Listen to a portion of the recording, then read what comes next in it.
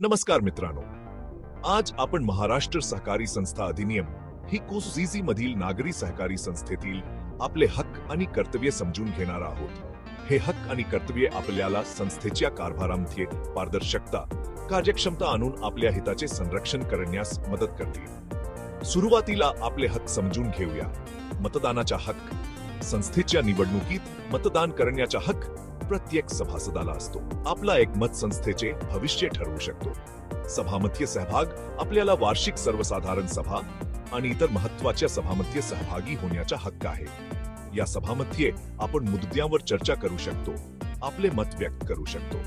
व्यवस्थापनात सहभाग, आपण संचालक मंडळावर निवडून येऊ शकतो। यामुळे संस्थेच्या व्यवस्थापनात आपला प्रत्यक्ष सहभाग असेल। यामुळे संस्थेच्या निर्णय प्रक्रियेत आपण सक्रियपणे सहभागी होऊ शकतो। हिस्सेदाराचा हक्क। संस्थेच्या नफ्यातून आपल्याला लाभांश मिळण्याचा हक्क आहे। हा लाभांश आपल्या भांडवलाच्या प्रमाणात ठरतो। यामुळे आपल्याला आर्थिक फायदा होतो। तक्रार नोंदविण्याचा हक्क। जर व्यवस्थापनाच्या कामकाजात काही त्रुटी दिसल्या किंवा नियमांचे उल्लंघन होत असल्याचे लक्षात आले तर आपल्याला तक्रार नोंदविण्याचा हक्क आहे। हे आपल्या हक्कांचे संरक्षण करते। आता आपली कर्तव्ये समजून घेऊया। नियमांचे पालन। संस्थेचे नियम आणि उपनियम पाळणे हे प्रत्येक सभासदाचे कर्तव्य आहे। यामुळे संस्थेमध्ये शिस्त राखली जाते आणि कार्यक्षमता वाढते। आर्थिक योगदान।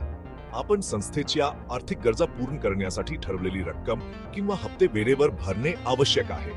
यामुळे संस्थेचे आर्थिक आरोग्य चांगले राहते। सभांना उपस्थिती। संस्थेच्या सभांना उपस्थित राहणे आणि आपल्या हक्कांचा योग्य वापर करणे हे आपले कर्तव्य आहे। यामुळे आपल्याला संस्थेच्या कामकाजात सहभागी होण्याची संधी मिळते। संस्थेच्या हिताचे रक्षण। आपण संस्थेच्या हिताचे रक्षण करण्यासाठी सक्रियपणे काम केले पाहिजे। संस्थेच्या विकासासाठी आपण सहकार्य करणे गरजेचे आहे। यामुळे संस्था प्रगती करू शकते। संस्थेच्या प्रतिष्ठेचे रक्षण। आपण आपल्या वर्तनात योग्य काळजी घेऊन संस्थेची प्रतिष्ठा जपली पाहिजे। यामुळे संस्थेची समाजात चांगली प्रतिमा तयार होते। महाराष्ट्र सहकारी संस्था अधिनियम निकोहिदी अंतर्गत आपल्याला मिळालेले हे हक्क आणि कर्तव्य आपल्याला सक्षम बनवतात। यामुळे नागरी सहकारी संस्था अधिक पारदर्शक, विश्वासार्ह आणि आपल्या हितासाठी काम करतात। धन्यवाद मित्रांनो, आपण आपले हक्क आणि कर्तव्य ओळखून संस्थेच्या विकासासाठी मोलाचे योगदान देऊ शकतो। तर मग पुढे चला, आपल्या हक्कांचा आणि कर्तव्यांचा योग्य वापर करून सहकारी संस्थेला यशस्वी बनवूया।